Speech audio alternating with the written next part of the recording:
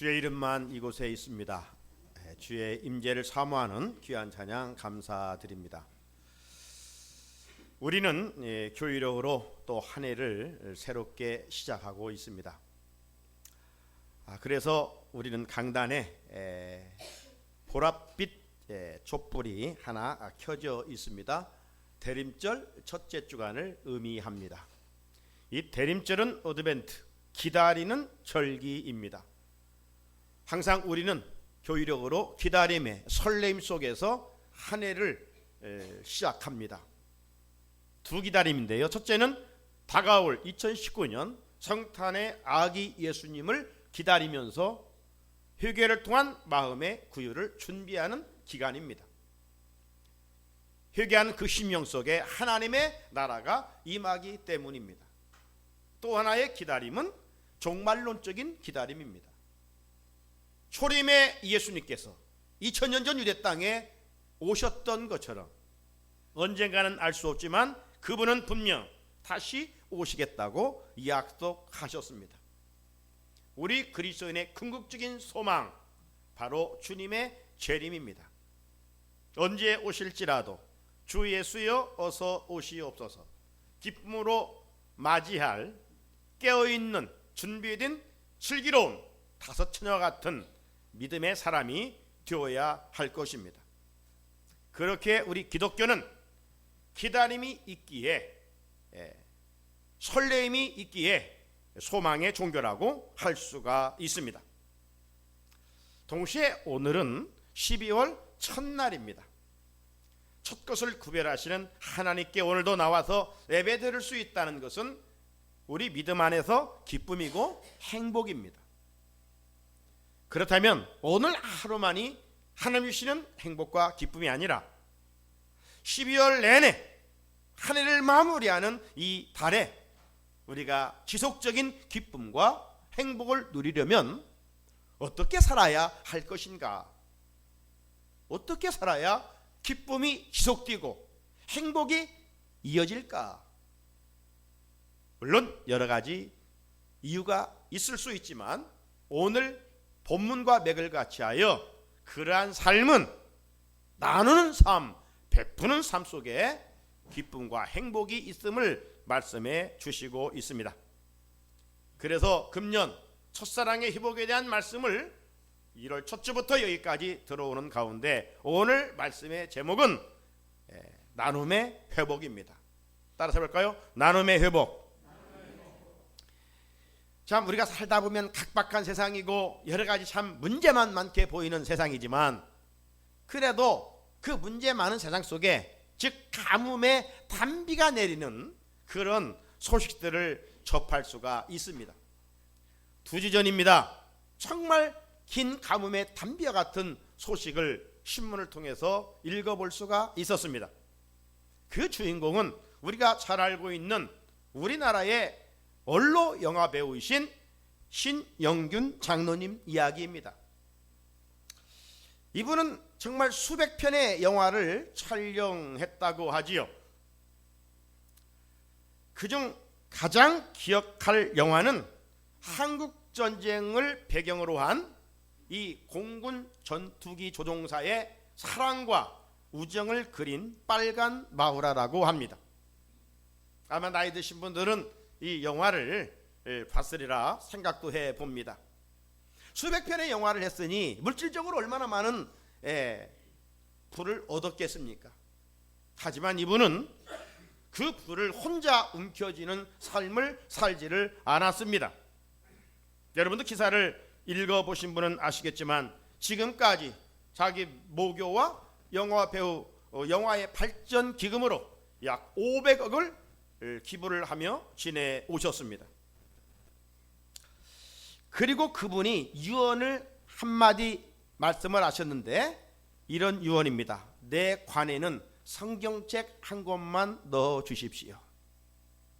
내 관에는 성경책 한 권만 넣어 주십시오. 왜 이분이 이런 아름다운 흔적을 이어가고 있을까요? 이분은 독실한 기독교 집안에서 자랐던 것입니다. 서울대 치대를 나왔고요. 치과 의사를 개업을 한 바도 있습니다. 하지만 이분은 하나님 주신 달란트가 연극 영화 쪽이었나 봐요. 그래 의사를 하면서도 시간 나는 대로 연극 영화를 하게 됐어요. 그런데 또 인기도 있는지라 그 치과 개업에 사람들이 너무 많이 찾아오는 거예요. 그래서 결단을 하게 됩니다. 의사를 때려치고 이제 영화의 길을 걷겠다. 그런데 이게 자기 결혼도 했는데 혼자 생각만으로는 결정할 수가 없었던 것이죠. 그래서 이제 아내에게 물으니까 무슨 말이냐고, 그 길이 얼마나 험난한 길인데 왜 좋은 직장이 있는데 왜 그 길을 그만두고 문을 닫으려고 하느냐고 만류를 했어요. 또 그 영화 그 문학에는 술, 담배, 도박, 여자 이런 문제가 늘 뒤따르기 때문이었습니다. 하지만 신영균 장로님은 그런 것들을 늘 멀리하고 살겠다. 아내와 다짐한 후 허락을 받아서 이제 영화배우 길을 걷게 된다고 했습니다. 아내와 다짐은 단순히 아내와의 다짐이 아니라 그 상황을 지켜보신 하나님과의 다짐이었다고 당신은 고백합니다. 그래서 영화 배우로서의 흔한 스캔들 하나 없이 오늘에 이르기까지 영화계의 멋진 원로 배우로 자리 잡고 있습니다. 그러면서 기자의 인터뷰 내용의 마지막 내용이 이러것입니다. 나의 나됨은 하나님의 은혜라. 이 말씀을 가장 좋아하며 매일매일 주님을 생각하면서 하루하루를 살아가고 있습니다. 저는 그 글을 읽으면서 참 우리나라의 멋진 영화 배우이기 전에 멋진 그리스도인이구나, 멋진 크리스찬이구나 마음에 다시 한번 새겨보았습니다. 사랑하는 성도 여러분, 우리 인간은 누구나 본능적으로 태어날 때부터 어른과 동시에 두 주먹을 불끈 쥐고 태어나지 않습니까? 이만큼 우리는 욕심쟁이입니다. 야곱의 욕심의 DNA가 우리에는 다 잠재되어 있습니다. 야곱, 이름의 뜻이 뭡니까? 욕심쟁이입니다. 나쁘게 표현해보면 아무것도 어떻게든 내 것으로 만드는 이 사기꾼이라는 뜻입니다. 그래서 이 욕심 많은 야곱이 형 에서를 속여서 장자권을 빼앗지 않습니까? 어머니와 합작해가지고 아버지를 속이고 축복을 가로채지 않습니까? 이 야곱의 마음에 있는 욕심은 야곱에게만 있는 것이 아니라 아담의 타락한 후손들 우리 속에 다 자리 잡고 있는 모습입니다. 우리 중에 욕심 없는 사람이 있습니까? 한 사람도 없어요. 드러나게 표현하지 못해서 그렇지 다 욕심이 가득합니다. 청문회를 하게 되면 참 깨끗한 사람 한 사람 만나보기 쉽지 않습니다. 어느 자리에 있었을 때 그 위치의 권력을 가지고 자기의 욕심을 채웠던 흔적들이 하나하나 드러납니다. 그렇다고 우리들이 저들에게 돌을 던질 만큼 의인들은 아닙니다. 만약 우리도 저들만큼 높은 자리에 있었다면 더 많은 탐심과 욕심에 사로잡혀 살아갈 수 있었을 것입니다. 그러므로 우리 그리스도인들은 타인의 잘못을 통해 타산지석의 교훈을 삼아야 되지 함부로 남을 비난해서는 결코 안 됩니다. 왜? 우리 역시 그보다도 더 추한 죄인이기 때문입니다. 자, 그런데 욕심장이 야곱이 한없이 삶의 자리에서 욕심을 부리고 살았습니까? 그렇지 않았습니다. 만약 그 이름의 뜻처럼 욕심만 부리고 그가 살았다면 아브라함, 이삭, 야곱의 족장의 반열에 설 수 없었을 것입니다. 그리고 하나님께서 그의 12아들을 통해서 이스라엘의 12지파를 만드는데 만약 욕심쟁이로 그 인생이 끝났다면 그 가문을 통해서 그런 은혜도 입지를 못하였을 것입니다. 지난날 야곱은 정말 나밖에 모르는 이기주의적인 인간의 대표였습니다. 그래서 남을 속이는 거예요. 속여서 나만 잘 뜨면 되는 것이 야곱입니다. 야곱이 그렇게 끝난 것이 아니라 타향살이 20년 만에 아버지 속이고 외삼촌 집 라반의 집에서 20년 살고 고향이 그리워서 하나님의 약속대로 많은 처자들을 데리고 고향으로 돌아옵니다. 많은 재물들을 거닐고 고향으로 20년 만에 돌아와요. 그런데 이때까지 형 에서는 마음에 분노가 일어났습니다. 이놈의 동생 내 축복권을 가로챈 요셉, 야곱 나타나기만 해봐라. 내가 죽일 거야.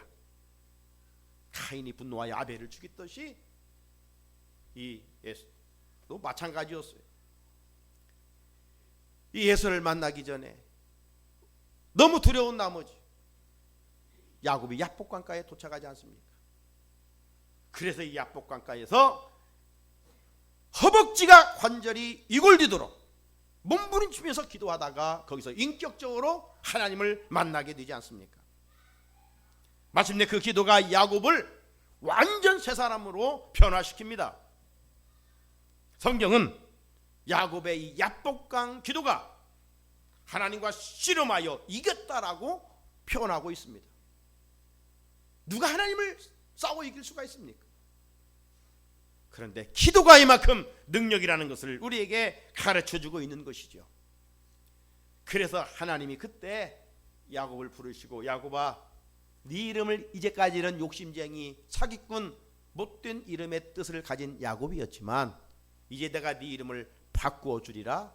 네 이름을 이스라엘이라 하라. 이스라엘이라 하라.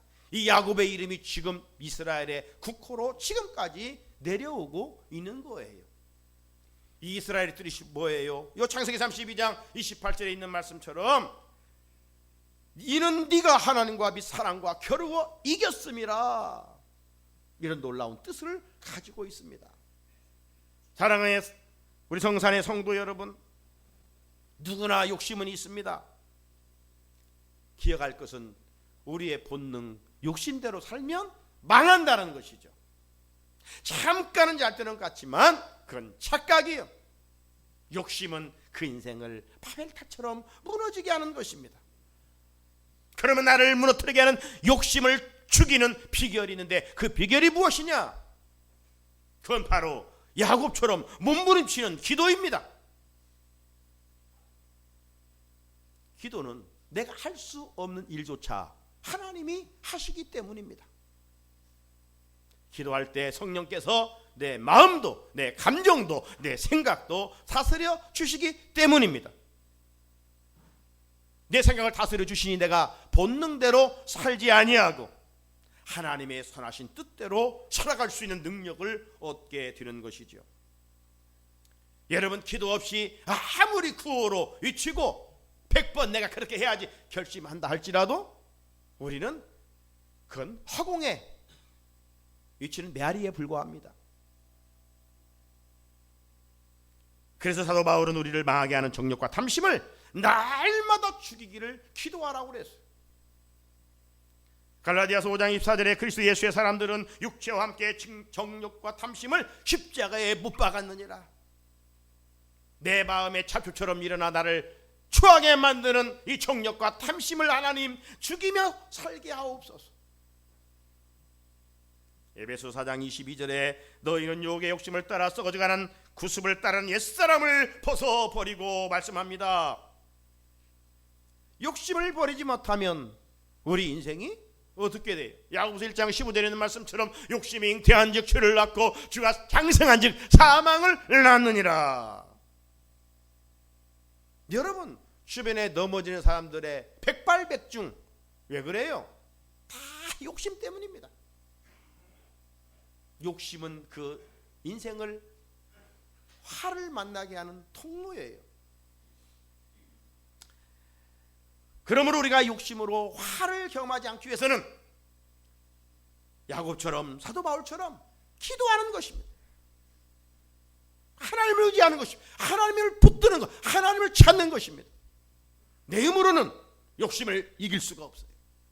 이기지 못하면 그 욕심 때문에 망해요. 기도는요, 우리의 본능의 삶을 거슬러 살아갈 수 있는 힘 공급해 주셔요.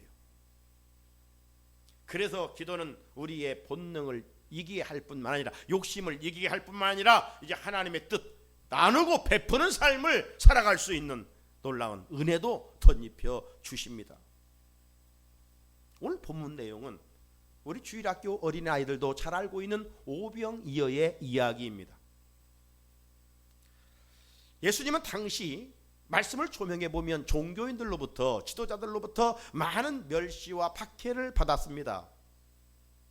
하지만 무리들은 예수님을 따라다녔어요. 예수님의 인기가 당시 오늘날 아이돌 인기만큼 높았어요. 그래서 예수님이 가는 곳마다 수를 헤아릴 수 없는 인산인해를 이루었어요. 왜 무리들은 예수님을 따랐습니까? 말씀 듣고 은혜 받아서 주의 뜻을 이루기 위해서 따랐습니까? 아닙니다. 무리들은 예수님이 메시아인지를 잘 몰랐어요.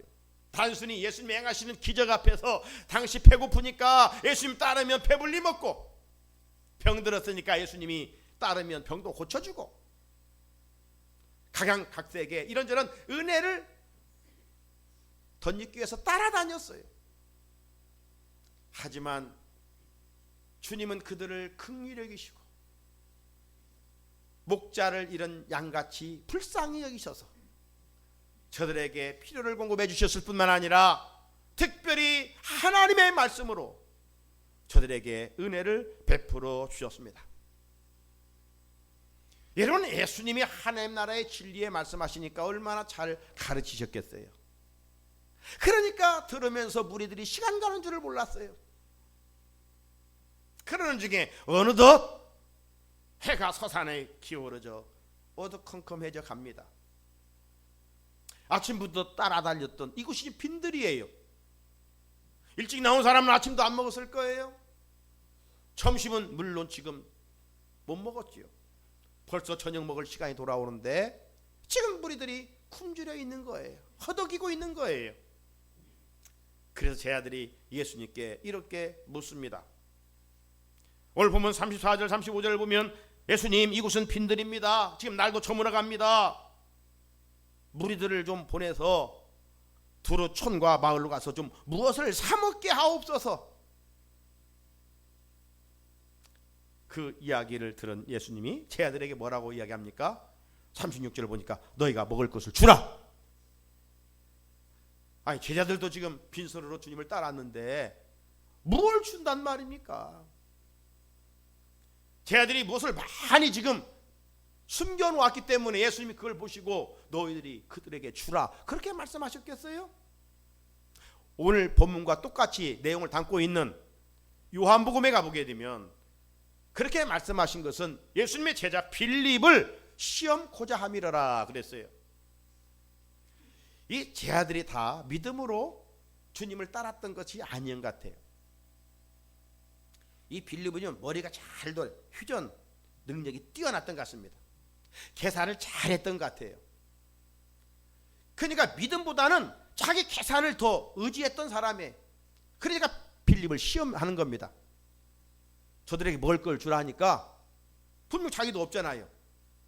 그래 빌립이 한번 뱃에다 들려가 한번 쫙 이렇게 훑어봅니다. 훑어보고 예수님에게 말합니다. 예수님, 한 200데나리온이 있어야 될 것 같은데요. 그거 가지고 다 되겠습니까? 200데나리온이라는 것은 뭡니까?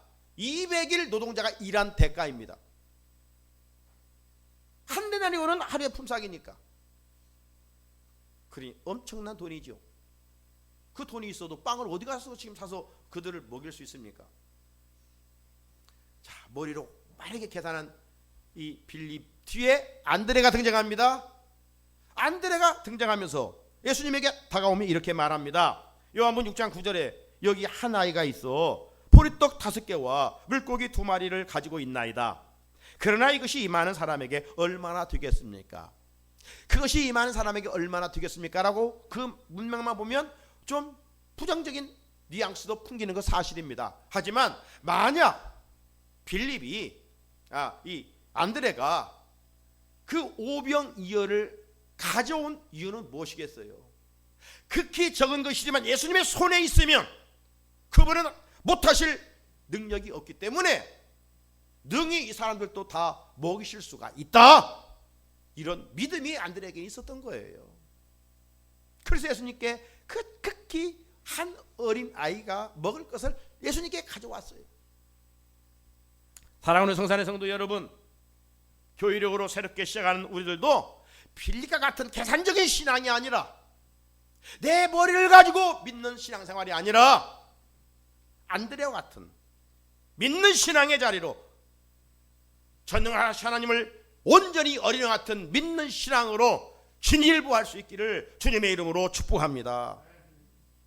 내 머리는 분명 안 되지만 주님은 창조주시기 때문에 내 모든 건 형편을 아시는 천지천능하신 분이기 때문에 그분의 권세로 모든 것을 할 수 있음을 우리는 믿는 것이죠.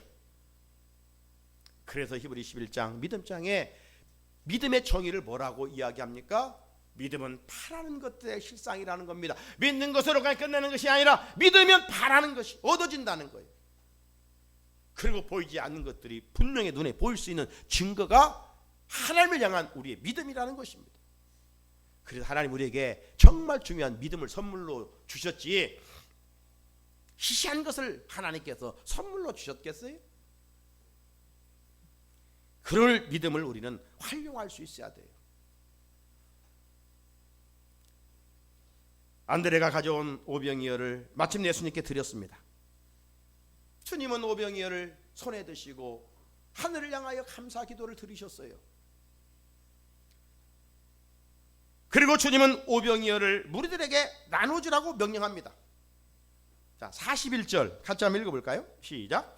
예수께서 떡 5개와 물고기 2마리를 가지사 하늘을 우러러 축사하시고 떡을 떼어 제자들에게 주어 사람들에게 나누어 주게 하시고 또 물고기 2마리도 모든 사람에게 나눔에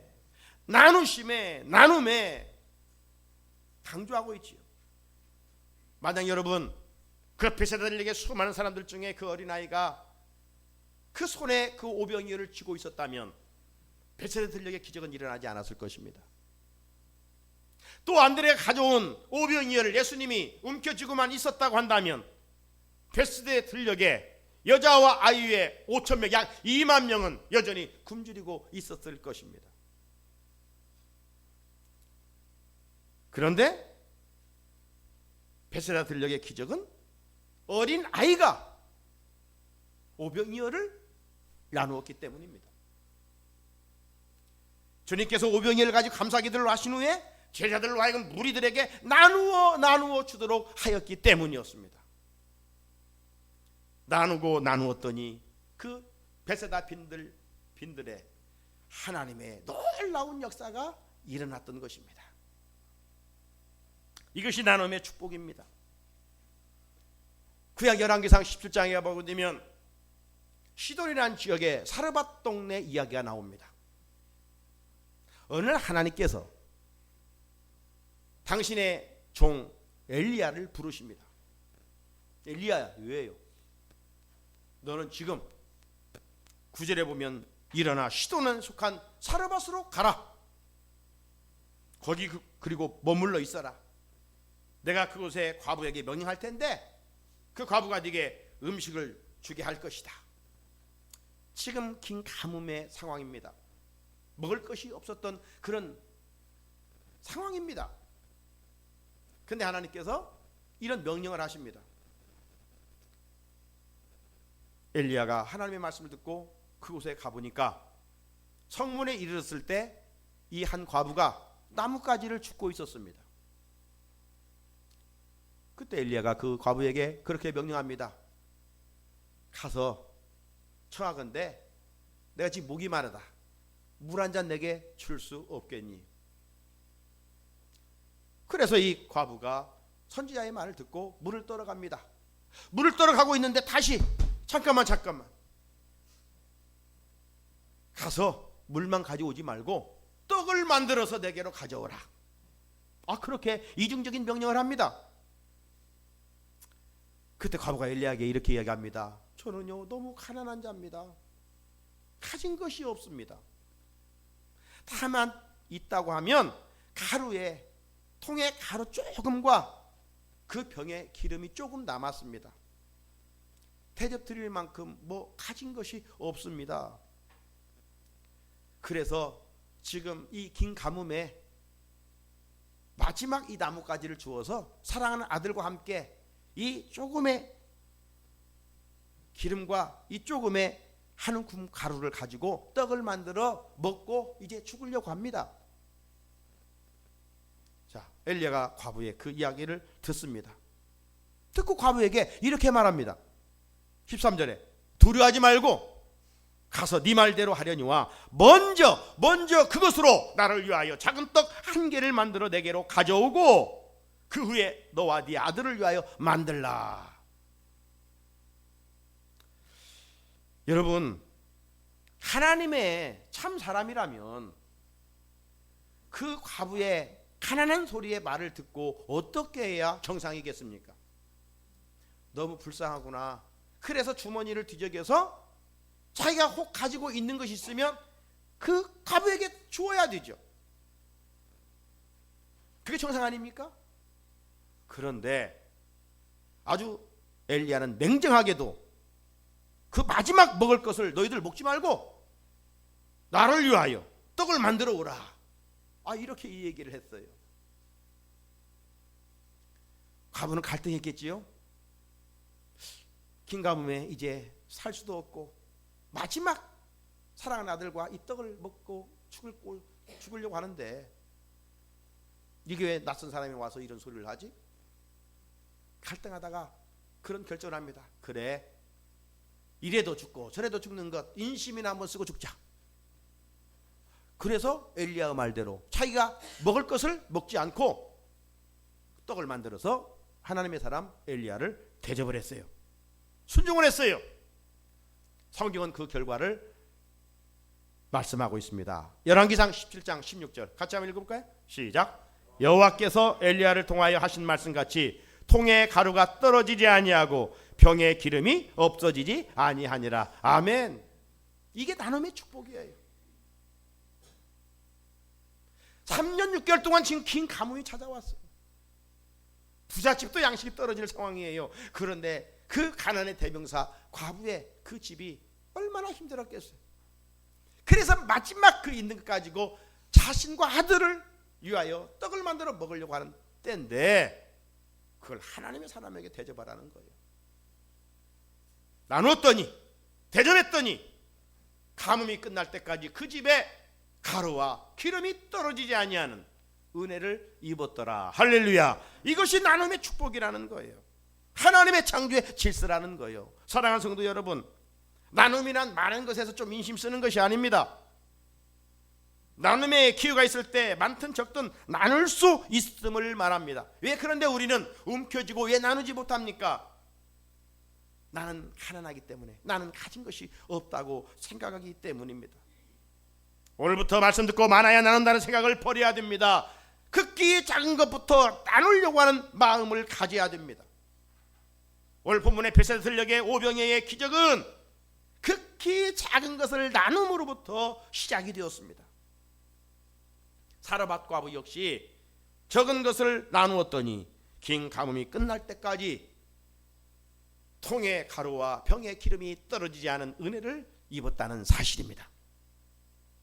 이것은 수천 년 전의 이야기가 아닙니다.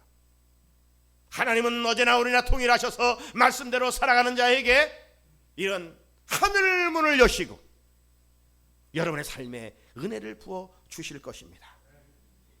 예수님은 왜 우리들이 나누는 인생이 되고 왜 베푸는 삶을 살라고 강조할까요? 나도 살기도 힘든데 왜 주님은 그것을 나누고 베푸라고 말씀하실까요? 이유는 하나요. 내가 잘 되라고. 나눔은 자신에게 큰 복이 되기 때문입니다. 우리 예수님은 가난한 자들과 소유장한 자를 섬기셨습니다. 저들의 필요를 채워주시고 나누시며 베푸셨습니다. 마지막으로 죄인들을 살리기 위하여 십자가에 탈리사 몸을 찢기시고 물과 피 한 방울 남김없이 죄인들을 위하여 내어주셨습니다. 주님의 그 고귀한 희생과 나눔이 지옥 가야 할 우리들이 천국으로 옮겨진 것 아니겠어요? 우리는 주님의 나눔에 큰 은혜를 입은 자들입니다. 그렇게 움켜쥐는 삶이 아니라 나누고 구제하는 삶을 살아라. 이것이 내가 잘 되는 일이기 때문입니다. 우리 후손이 땅에서 복을 받는 일이기 때문입니다. 잠언 11장 24절 같이 읽어볼까요? 시작. 흩어 구제하여도 더욱 부하게 되는 일이 있나니 과도히 아껴도 가난하게 될 뿐이라. 아멘. 아끼면 뭐가 된다는 이야기가 있잖아요. 물은 흘러야 맑은 물을 유지하는 것처럼 돈은 그래서 도는 거예요. 유통하는 거예요. 모든 것이 흘러가야 돼요. 쌓아놓으면 가난해진다는 거예요. 오히려 망하게 된다는 겁니다. 사랑하는 성도 여러분, 우리가 예수님을 본받고 산다는 것은 뭐 이용적으로 종교적인 행위를 하는 것을 말하고 있는 것이 아닙니다. 말씀대로 행하는 것입니다. 거룩은 주님 말씀대로 우리에게 여러 가지를 다 주셨는데 때로는 말 한마디로, 때로는 작은 물질로 다양하게 우리가 얼마든지 이웃을 섬기며 사랑할 수가 있는 것이죠. 나눔은 공동체를 살리고 내가 더 풍성해지는 비결입니다. 네? 나눔 속에는 하나님이 숨겨놓은 축복의 종자씨가 있기 때문입니다. 여러분, 우리가 빚을 내서 나누는 건 아니잖아요. 주어진 것으로 작은 것을 나누지만 받는 이들에게는 큰 힘과 위로와 소망이 됩니다. 12월은 추워져가는 계절입니다. 주변에 힘들고 지친 자들을 한 번쯤 돌아볼 기회를 가져봅시다. 교회 공동체는 교회 공동체적으로 행할 것입니다. 우리 개인도 개인적으로 행해야 될 것입니다. 그런데 나는 없는데, 나는 가난한데, 이런 마음은 자신을 더 가난하게 만들어가고 비참하게 만들어가는 것입니다. 나눌 기회가 주어졌을 때 대가 없이 주님의 사랑을 전할 수 있어야 합니다. 왜 우리가 주변의 작은 자에게 그런 관심과 사랑을 가지고 실천해야 될까요? 그 작은 자의 한 것이 곧 주님께 한 것이라고 성경은 말씀합니다.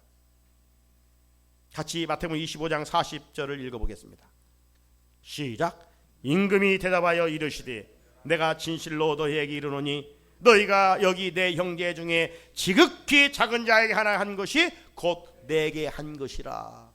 지극히 작은 자에게 도와줬는데 되돌려 받을 수 없는 그런 선행은 주님께 한 거라. 주님께. 끝으로 가까운 곳에서 나눔을 실천한 한 사람을 소개하고 마치고 싶습니다.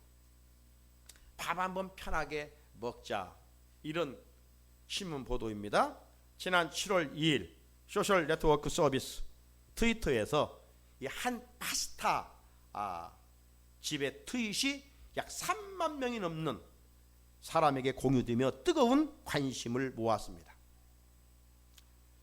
우리 마포구청 지자체에서 이 마포군에 있는 극빈자 가정의 18세 미만 이들에게 점심을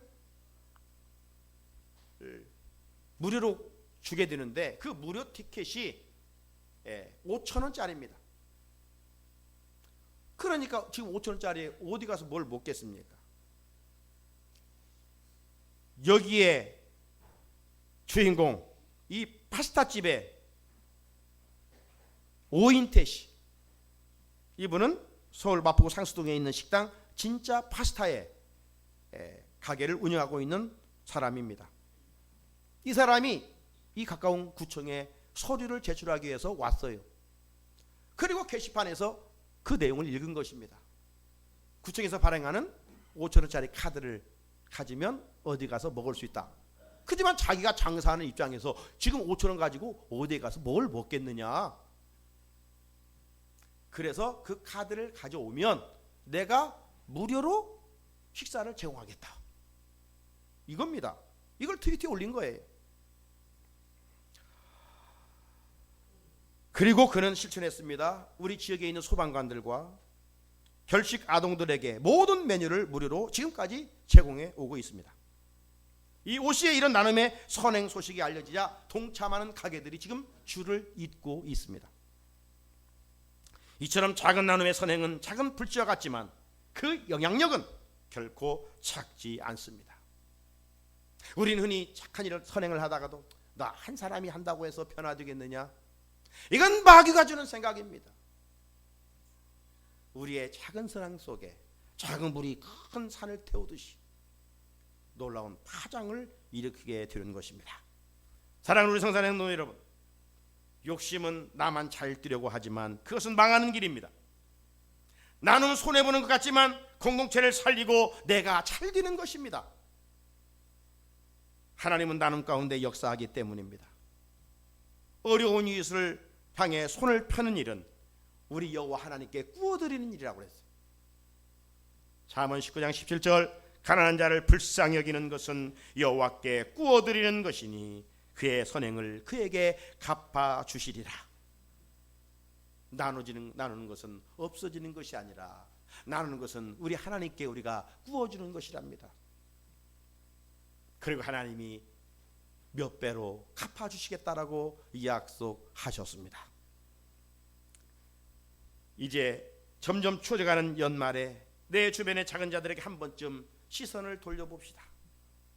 그들을 향해 우리의 손에 들려있는 오병이어를 나누어 봅시다.